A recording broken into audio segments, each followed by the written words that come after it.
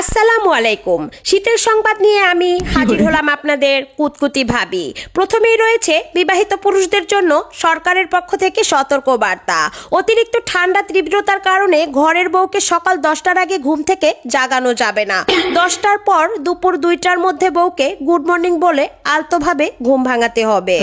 এর আগে যদি কম্বল টানাটানি করে বা পানি ঢেলে বউয়ের ঘুম ভাঙানোর চেষ্টা করা হয়, সন্ত্রাসী স্বামী হিসেবে মামলা দায়ের হবে। এবার দ্বিতীয় সতর্ক বার্তা, বউয়ের কম্বলের ভিতরে ঢুকে যখন তখন অহেতুক নড়াচড়া করা যাবে না, তাহলে শারীরিক টর্চারের মামলা দায়ের করা হবে।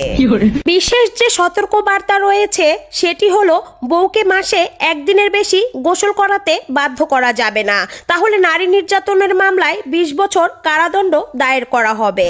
এখন নেব বিরতি, বিরতির পর নিয়ে আসবো ব্যাচেলরদের খবর। ধন্যবাদ।